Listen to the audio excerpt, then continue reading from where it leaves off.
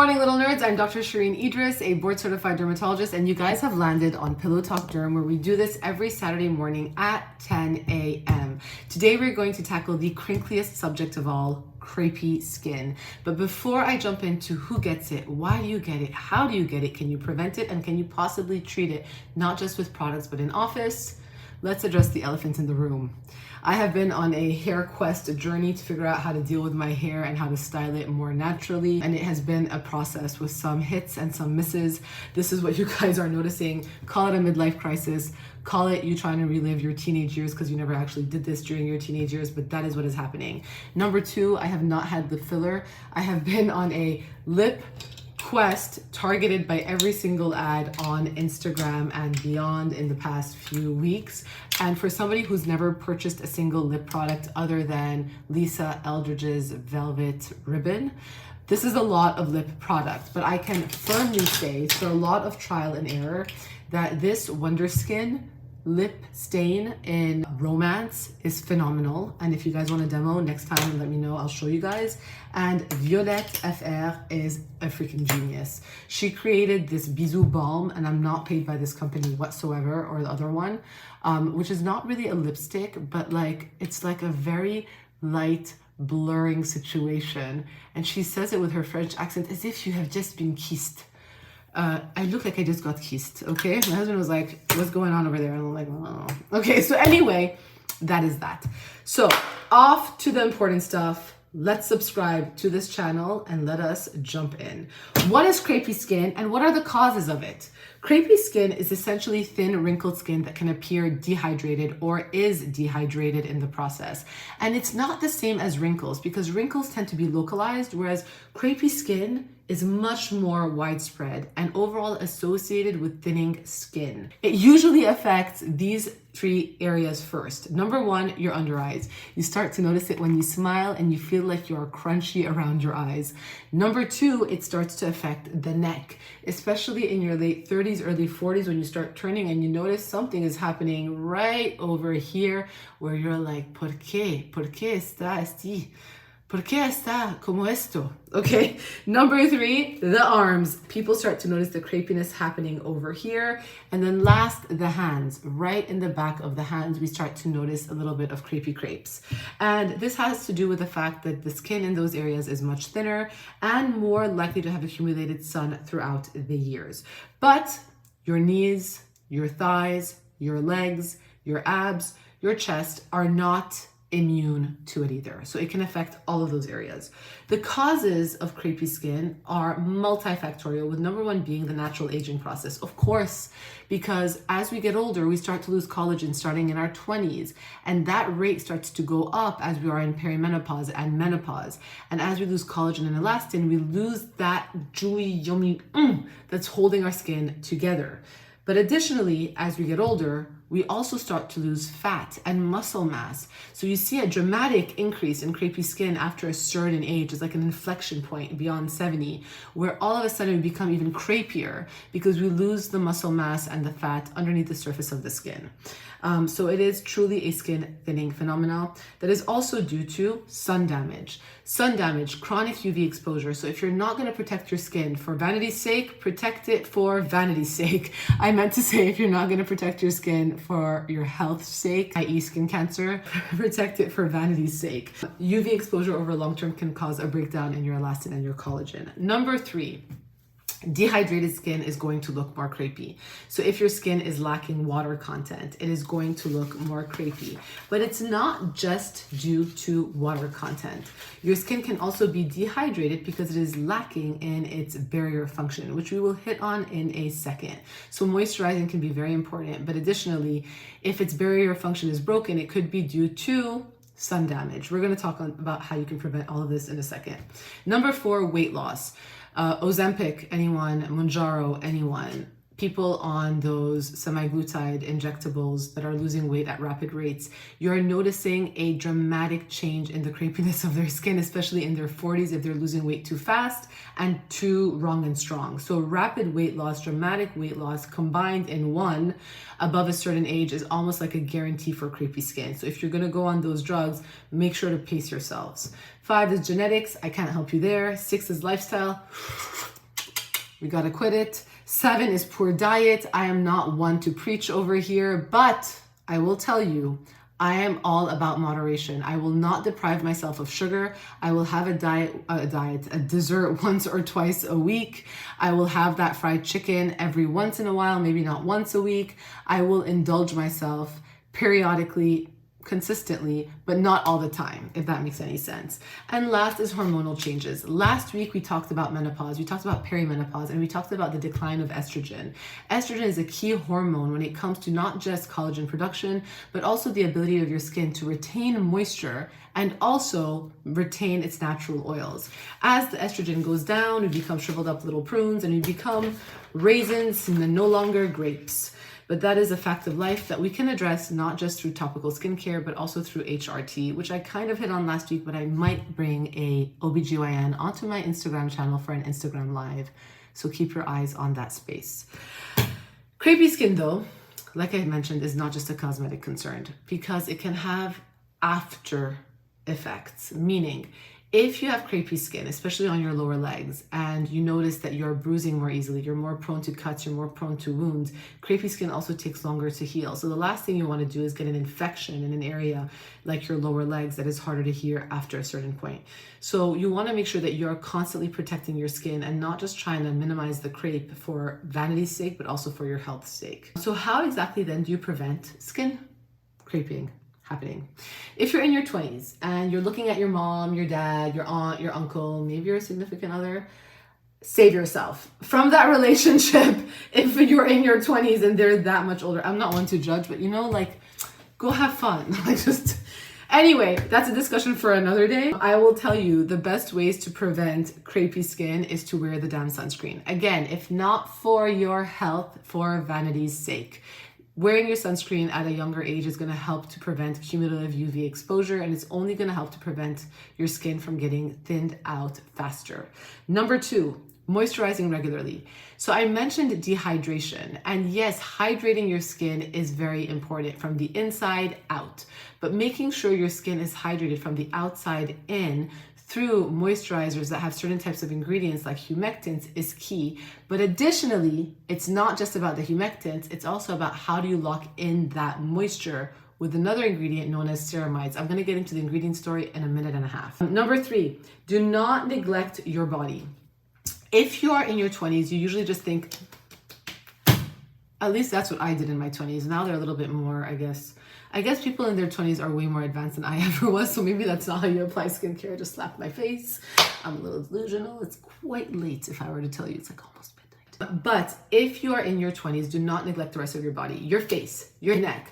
These are a cosmetic unit. You bring your skincare down from your forehead down to your little nips, maybe your large nips, but you want to make sure that you're spreading your skincare on your face, on your neck, and on your chest to make sure that you are maximizing protection over here, and not protection just in terms of sunscreen, but protection in terms of being proactive about how are you promoting your collagen production, how are you helping your skin barrier, how are you making sure the texture stays smooth and nice and tight. Healthy diets are key. You want to make sure you have a healthy, well-rounded diet. Eat the rainbow for antioxidants, etc. Avoid smoking, avoid excess alcohol, avoid both.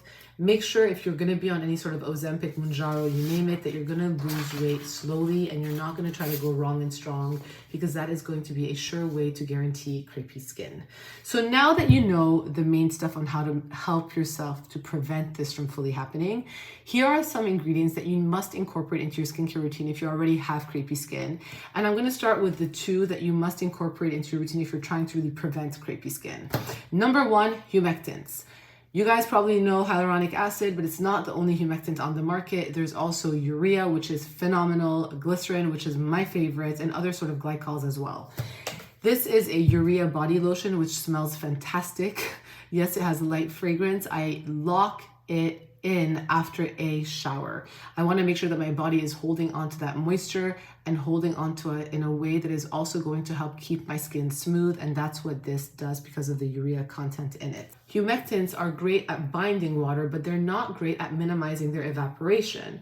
This is where ceramides come in. Ceramides are a glue that holds your skin cells together. So if your skin cells are bricks, ceramides are the mortar that's holding those bricks together. And locking, look deeper down on the diagram, the hydration from the hyaluronic acid in our dermis. So our dermis naturally has hyaluronic acid, which holds onto water.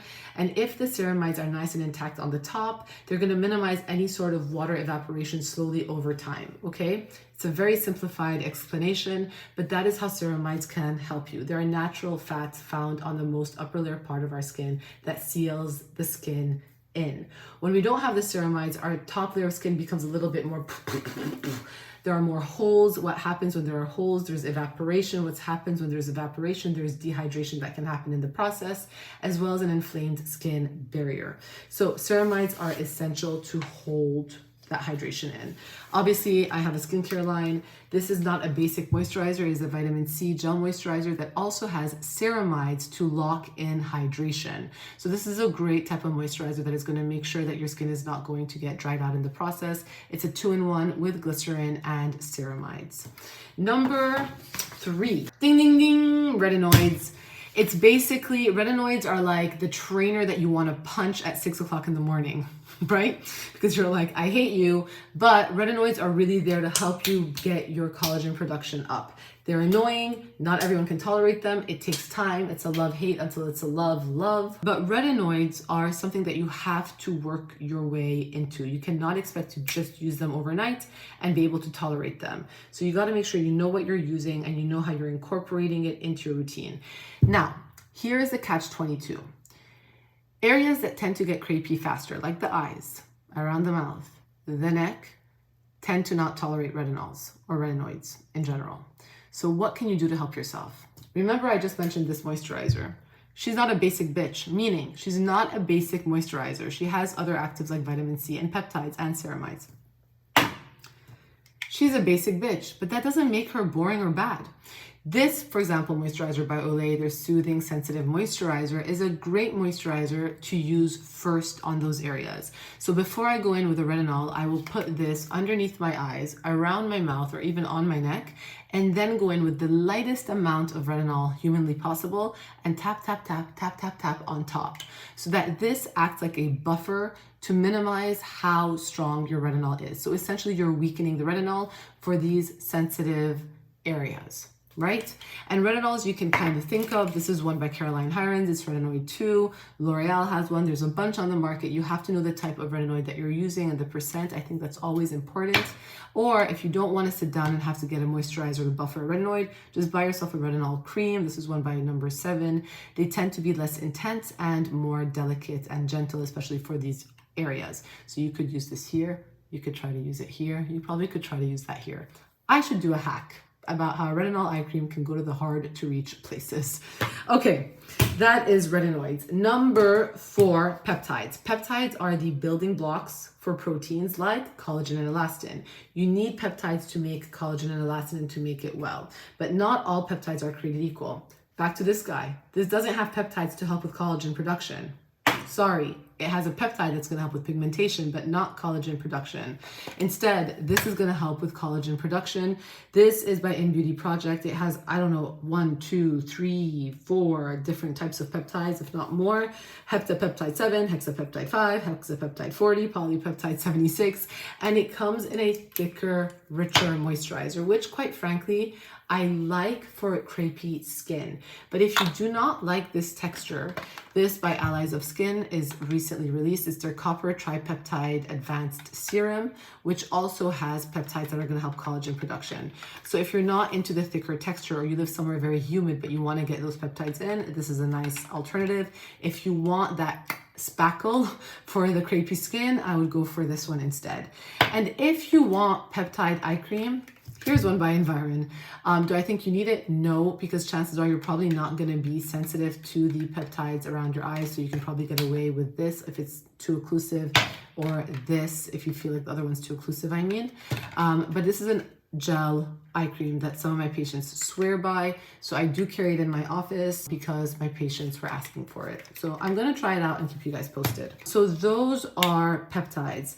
And then you have exfoliating acids. Now, salicylic acid is not the same thing as glycolic acid when it comes to anti-aging and building collagen. The best exfoliating acid when it comes to building collagen is glycolic acid, which is the smallest AHA. Sal acid is not going to be helpful in this case. So not all exfoliating acids are created equal. Glycolic acid is the smallest one. It goes the deepest, and it also helps to promote collagen production. Plus, it helps to increase your skin's natural glycosaminoglycan content, which are the molecules that help to maintain hydration. So it's a plump and pump, retexturizing exfoliating acid. I have it in my mask, and obviously this is a 15% glycolic acid mask. I am biased, it's my product, but I hope you guys are understanding the science and the understanding behind the ingredients and why I'm picking certain products here. The reason why I like this for crepey skin is because you can go, for example, to hard to reach areas and really localize the treatment, even leaving them on overnight. So you can leave this mask, for example, on your elbows overnight, on your knees. You can leave it on your chest overnight and wash it off in the morning.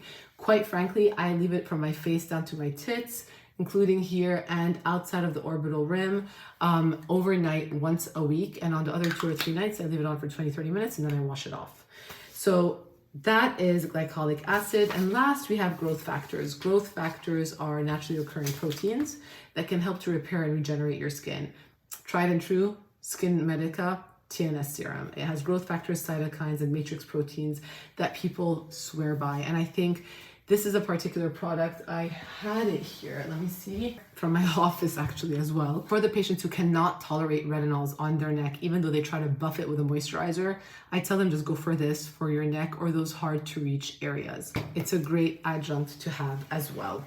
Now, in-office procedures are never going to prevent crepey skin, but they're going to be more of like reactive treatments that you're doing defensively once you notice crepey skin is there.